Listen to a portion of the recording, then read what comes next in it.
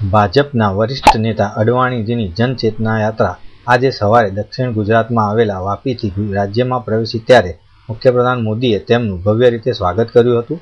ત્યારબાદ એક જાહેર સભાને પણ સંબોધી હતી. આ પ્રસંગે ભાજપ પ્રદેશ અધ્યક્ષ ફળદુ સહિત પ્રદેશના મોટા નેતાઓ ઉપસ્થિત રહ્યા હતા. આ યાત્રા 2 દિવસ સુધી ગુજરાતમાં પ્રવાસ કરનાર છે, જેમાં સુરત, વડોદરા અને અમદાવાદમાં જાહેર સભા પણ યોજાનાર છે.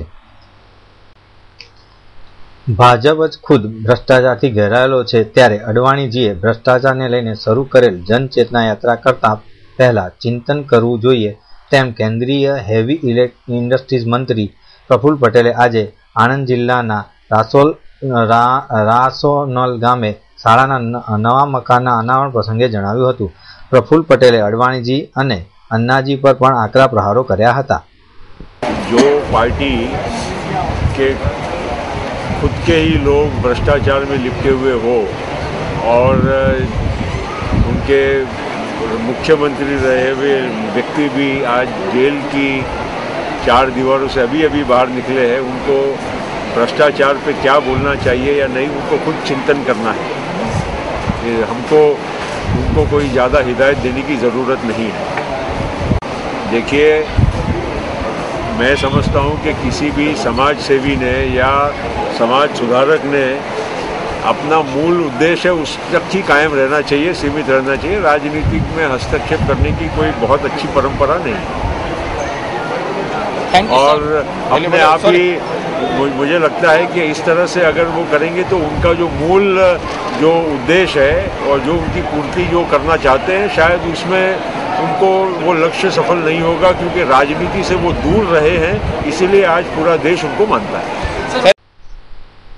આજે કારતક સુદ 11 છે, જેને તુલસી વિવાહ તરીકે ઉજવવામાં આવે છે. અમદાવાદમાં આજે વિવિધ જગ્યાએ ભવ્ય રીતે તુલસી વિવાહનું આયોજન કરવામાં આવ્યું છે, જેમાં ભગવાન કૃષ્ણ અને તુલસીજીનું મામેરું તેમજ લગ્ન પરંપરાગત વિધિ દ્વારા કરવામાં આવનાર છે. મામેરાનું અનોખું મહત્વ છે, જેમાં ભાવિક ભક્તોએ ખૂબ જ ઉત્સાહ અને ભક્તિભાવપૂર્વક ભાગ લીધો હતો.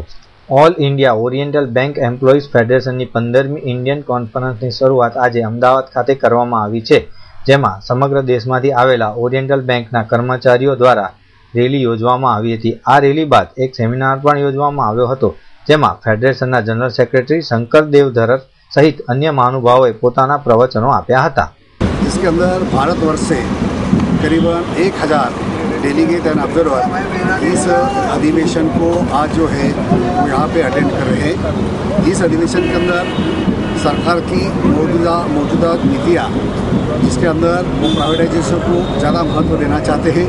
बैंकिंग इंडस्ट्री के अंदर खंडेलवाल कमेटी के बारे में रिकमेंडेशंस के बारे में इम्प्लीमेंटेशन करके जो है एक कर्मचारियों को जो है एक अन्याय करना चाहते हैं, तो इसके खिलाफ इस अधिवेशन के अंदर सविस्तर चर्चा होगी. અમદાવાદમાં અનોખા પેઇન મેનેજમેન્ટ ક્લિનિકનો આજે મસીત વોરાના હસ્તે ખુલ્લું મૂકવામાં આવ્યું હતું. આ ક્લિનિક ગુજરાતના પ્રથમ FIPP પ્રમાણિત લેડી ડોક્ટર પલક મહેતા દ્વારા અમદાવાદમાં ખુલ્લું મૂકવામાં આવ્યું છે.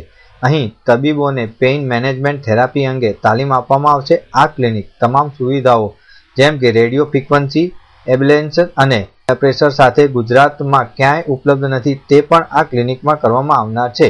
પેઇન કેર ક્લિનિકમાં આપણે દુખાવાની અત્યાધુનિક રીતે સારવાર કરવામાં આવે છે, જેમાં ઓપરેશન કરવામાં આવતું નથી, ફક્ત ચામડી બેરી કરીને સારવાર કરવામાં આવે છે, જે ઓપરેશન કરતાં ઓછા ખર્ચે કરવામાં આવે છે, જેમાં દુખાવાને સમજવામાં આવે છે. અને પેઇન કેર ક્લિનિકમાં ફક્ત દુખાવાની સારવાર જ નહીં, પણ ડૉક્ટરોને એના માટે માહિતગાર કરવામાં આવે છે, એના માટે એજ્યુકેશન આપવામાં આવે છે, એમને ટ્રેનિંગ આપવામાં આવે છે. અને પેઇન કેર ક્લિનિકમાં જે અત્યાર સુધી ગુજરાતમાં ના થયા હોય એવા સાધન અવેલેબલ છે.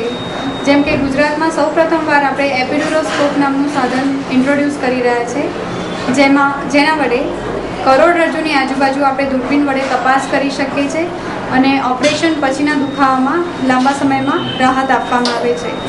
બીજું એવું મહત્ત્વનું સાધન છે જેને કહેવાય સ્પાઇનલ કોર્ડ સ્ટિમ્યુલેટર, જે કરોડરજ્જુ ઉપર પેસમેકર જેવું સાધન આવે છે.